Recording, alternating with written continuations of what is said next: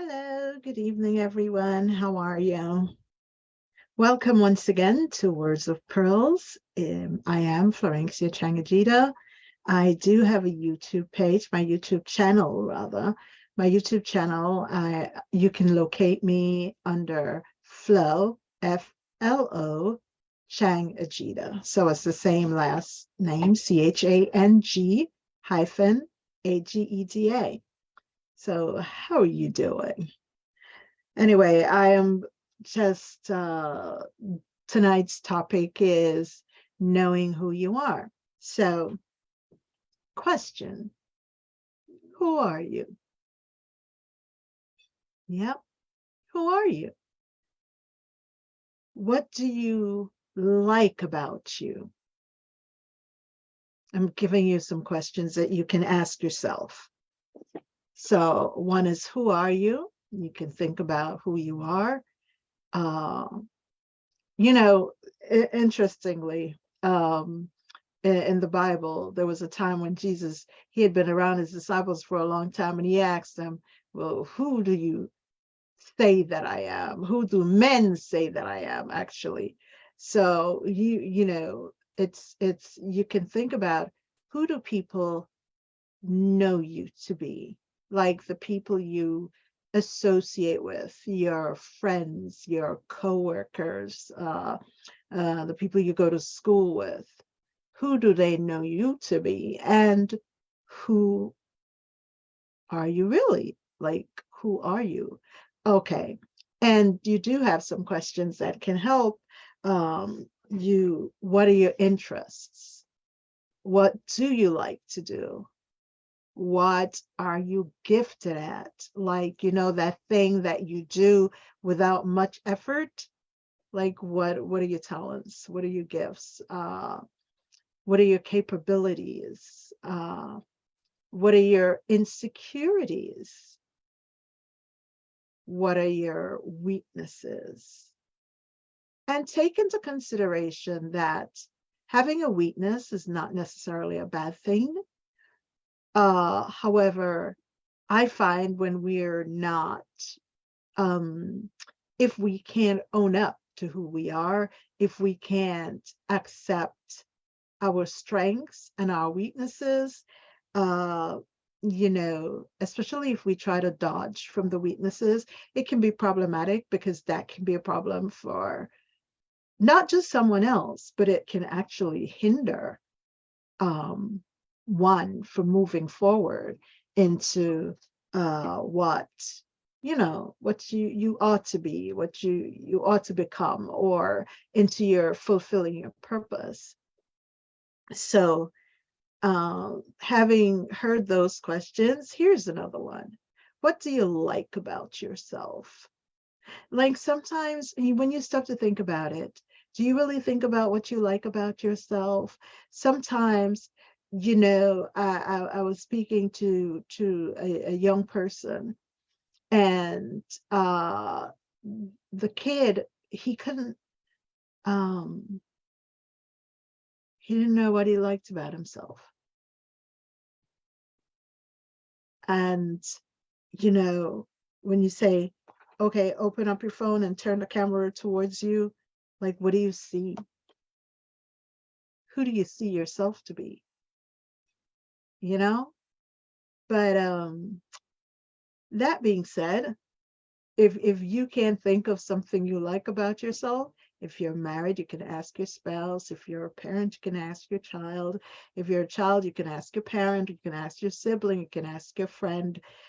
But ultimately, you have to think about really, like, what do you like about yourself? Look in the mirror and speak to yourself. Like, tell yourself what you like about you.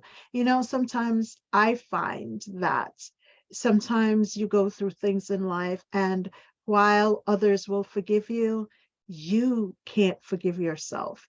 God forgives you, but you can't forgive yourself. And so when a person cannot forgive themselves, you could go around, I mean, we ask God for forgiveness for things that he's already forgiven us for. Do you know what I mean? Like, Seriously. He said, I've forgiven you of.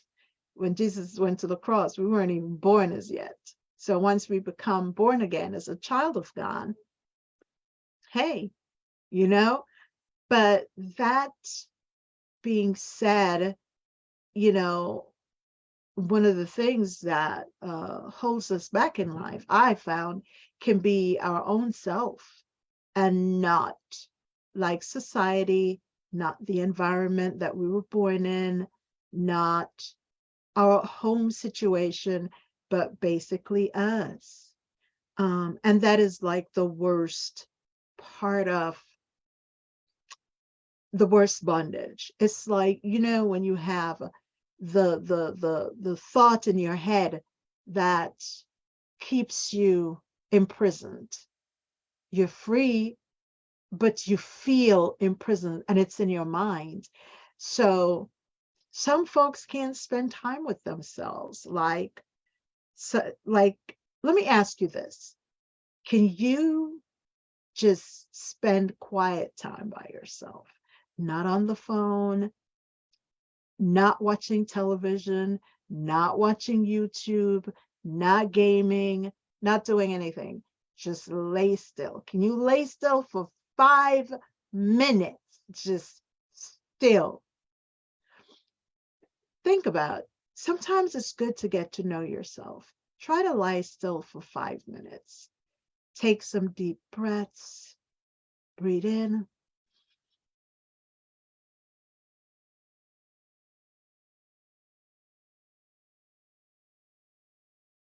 Hold for 5. Slowly let it out. Before you do that, though, the deep breath, I just wanted to show you how. Well, I think most everybody, I'm not going to take anything for granted.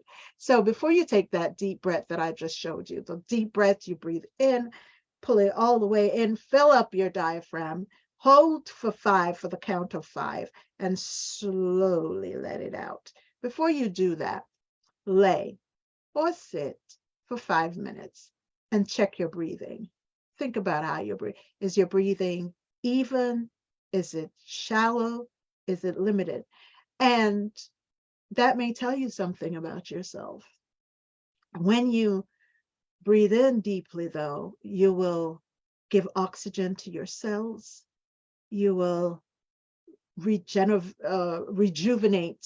or or just had a refreshing to your body on a cellular level. Being still, though, and being able to be still, the Bible says, listen to the still small voice of the Lord.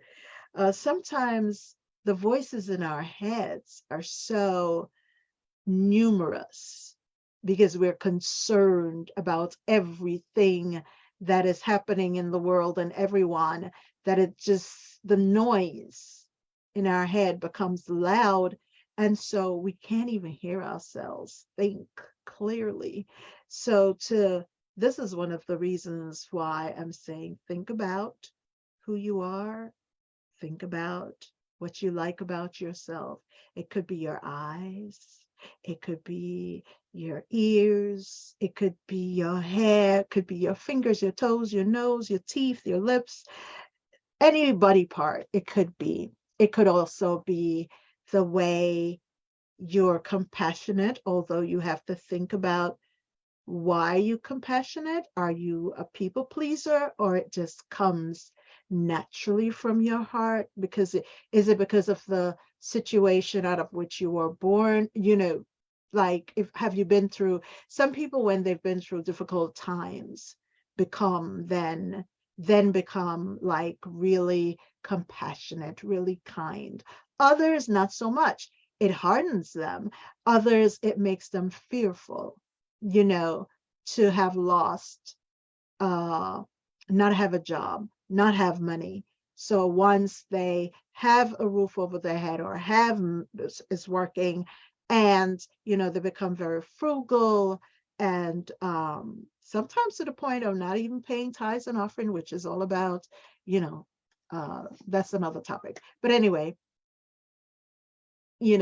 so sometimes we have to think about why we do the things we do, how we parent. Do we parent how we were taught? Do we parent out of a system that we know our forefathers parented out of? Or do we go the exact opposite because we don't realize that our parents or grandparents or great great grandparents may have parented out of fear, may have parented out of hurt, may have parented out of pain. And so, I find communication is essential.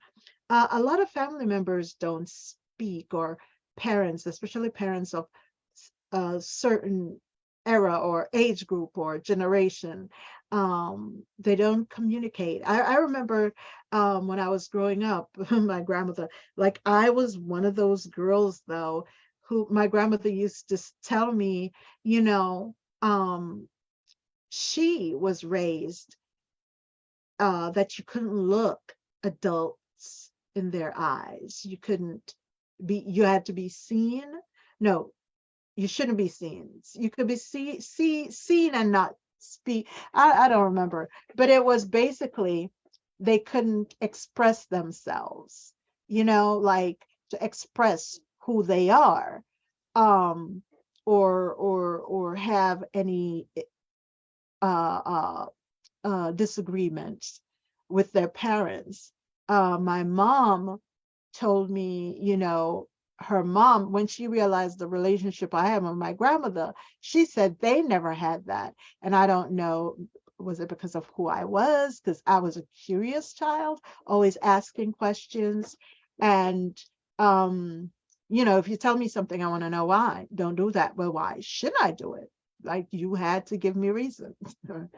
I've said this before. Sometimes it kind of like I could be persistent to the point where I could probably I'm skirting something here, but um yeah, but we talked and she revealed a whole lot to me, and she always told me always look people in the eye, which is unlike how she was taught. Now, my mom, I remembered when one of my sons had a meltdown one day for because he hated losing, and he just went off, and he went off on everybody, and he went off on her. Well, it wasn't fine with me because I don't believe children should disrespect their elders. However, you can express yourself without being disrespectful. He didn't use curse words, but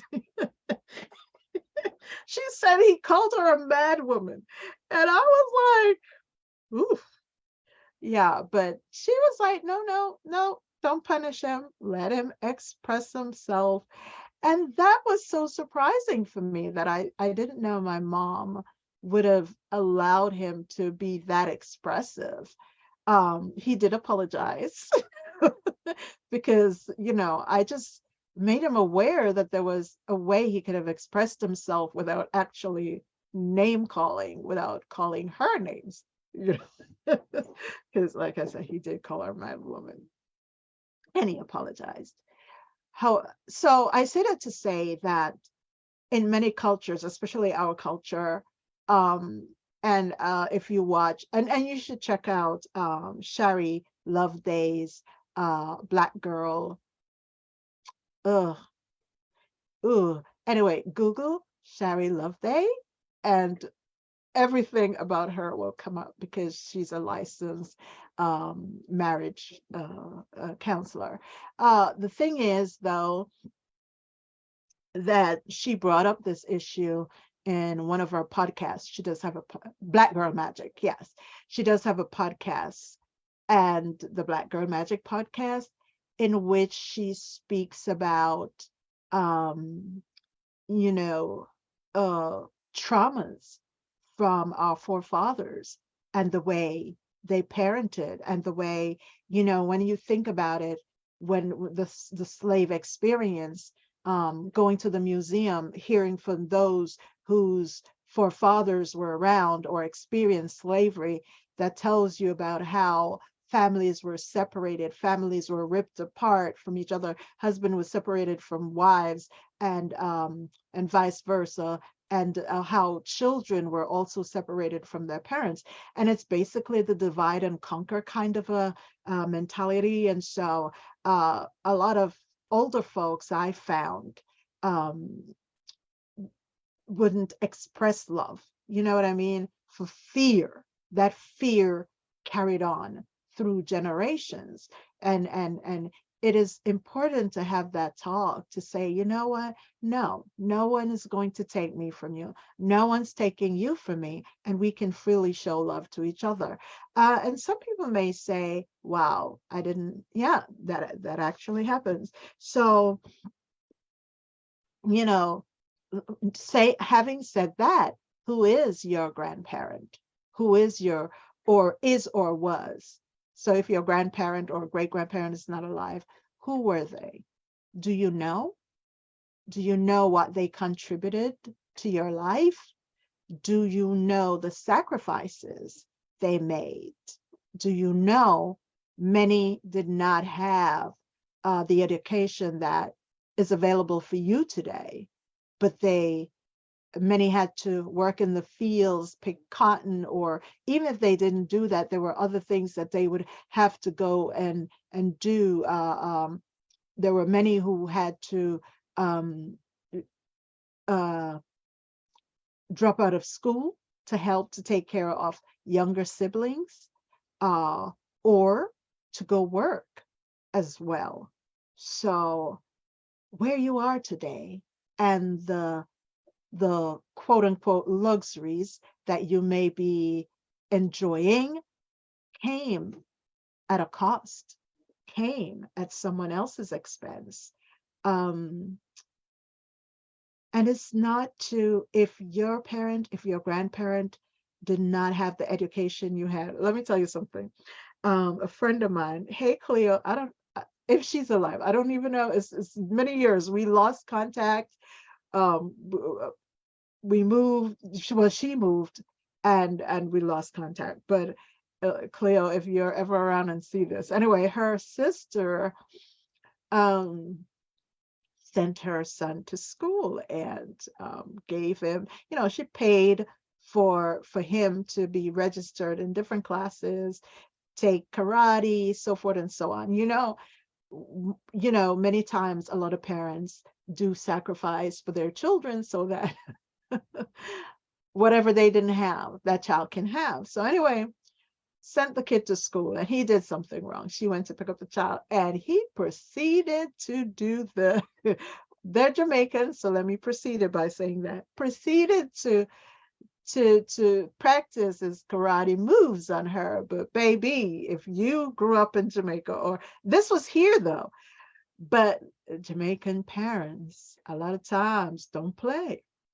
So that was the wrong parent he chose to do that on. But I just say this to say that, the sacrifices that parents make and for their children, because it's always a parent always want their children and grandchildren, the legacies, the generations that follow to always be better than them, to have greater or to contribute more than they did, which is what our forefathers really expected of us. My daughter was talking about Deborah Willis, her photography, and how she is cataloging or collecting photographs. She's working on a project. It's Black soldiers, and she said she talked about how the Black soldiers, they were paid less, they had to purchase their own uniforms, and they had to pay to have their photographs taken. Still they would make that sacrifice so that their generations to come would know, hey, I fought for our freedom, right? For your freedom, or our all, you know what I mean, collectively our freedom. So and then she said this, and this part really grabbed me. She said that the uh the soldiers who died in battle, they were found many times clasping the pictures of their loved ones, their wives, their children, if they didn't have a child or children, they would have, their spouse or loved ones or loved one, parent. And when you think about that, that this country was built, um collective. I say this all the time. Collectively, we we're not an island. We're not an island. We ought to, it takes a village. We have to be there for each other. And so those who went before us, whether we're directly related or not, they fought. This country is built on the blood, sweat, and tears. Blood, sweat, tears of our progenitors. And so, not to be put to waste, you know. So I'm just saying, get to know who you are.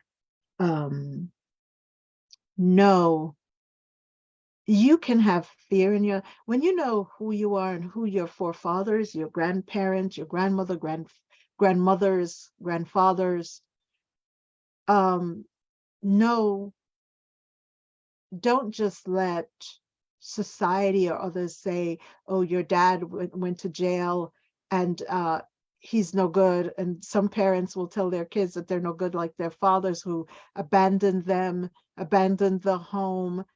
But if you can find out, why did that person leave? Why did they go to jail? What did they really do? And, um, you know, what are the fears? Ask your parents, what are their fears? Why did they fear? Because there's a lot of fear. You may have fear in your life right now that was handed down to you, and you just didn't know that it was a handed down fear. Like the things that your great grandparents may have feared, they passed it down to their children, who passed it down to their children, who passed it, and it eventually has been passed down to you. Now, the thing is, it's not being explained, so you don't know why you are living a fearful life. You fear, you live fearful, and you're not even sure what you're afraid of. Have a conversation. If your parents or grandparents or great grandparents aren't alive, or an uncle or an aunt or somebody who's around to tell you, seek therapy. You may be surprised about what you can unlock when you speak to a therapist. The other thing is, sometimes you have family members that maybe they drank a lot. You do, a lot of times we joke about them, the drunk uncle, the drunk cousins, the drunk aunties. I remember a cousin of mine, she's deceased now. May her soul rest in peace. Or she had a very deep voice and she used to drink a lot. And I remember, I think it was at my grandmother's passing, when we were talking, and I won't share what she said, but people don't just get up and start drinking just because and continue drinking. A lot of times it's to numb something. So if they're still in your lives, ask them, why do you continue? They may have started for a reason, and over the years, just once it became chronic, couldn't stop. And sometimes that same thing that allowed them to start, that pain that they were trying to dull, that memory they were trying to erase, still creeps back up. So have a conversation and find out. I mean, sometimes it's hilarious. We see, the drunk ones, the way they carry on, and, we laugh about it, but think about it. When you talk, I've talked to a lot of people. I mean, even people I don't know, seriously, just strangers. And just to hear their fears, their pains, the trauma, that they haven't told their families because they didn't want to be judged or looked down upon. And so they'd rather be considered the drunk or the, the useless one or the no good one. Believe it or not, these are terminologies that are used for family members, some family members, not all. And but to tell you that a pain can be that deep, a memory can be that harsh, a trauma can be that traumatic that they'd rather be called a drunk, a no good, or useless, or whatever, over revealing or sharing the pain or the trauma or the hurt. And something that I was listening to, I read something recently, and a pastor said that today. He said, when a person is drowning, don't try to jump in right away to save them, because while they have all that energy and strength, they're only going to help you to drown. And there were people that I remember um, uh, years ago. I think it was in high school that one of our schoolmates had drowned because he tried to save someone and they had pulled him under. And so the thing about it is, I don't know what's happening with my camera, but okay. Yeah. So the thing about it is that sometimes we have family members, they're going through rough times. And I was thinking about this. I've been thinking about this I read this the other day. Sometimes it says, when you're broken, the broken pieces, if someone tries to put your broken pieces back together, they're going to get cut. And that kind of like, that was a wake up. Because, sometimes we have family members or friends, loved ones who are hurting, they're in pain, they have great trauma, they don't want to let go of it, they don't want to get help for it, and you're trying to help them. And in the process, what happens? You're going to get cut. And if they're drowning and you jump in at the wrong time, they're going to drown you. So pray, encourage them to speak to counselors to get the help they need. And sometimes um, it, they may need prescribed help for a moment, but um, yeah, it's so sad when you see folks who have so much talents and gifts and purpose that's not being fulfilled, you know, and to see everything that's happening even within our communities and the way things are, the violence, the drugs, you know, the things that are happening.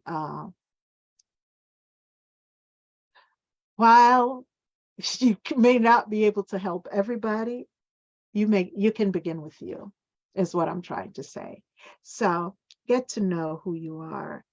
And by helping you, you'll help others because you want it to ripple out and trickle down to the generations to come, to know that you leave a better legacy and know who you are, know whose you are, from whence you came, the contributions that were made, and appreciate that and appreciate yourself. So get a pen and paper and answer the questions. And if you missed the questions at this juncture, go back to the beginning of this video. And as I said, it will be on YouTube. So why don't you share it with someone you think may be able to utilize or who needs to hear this video? And like, share, subscribe, okay? And let's keep it moving. Let's keep it pushing because live free is what we're going to do. Living with purpose is what we're going to do.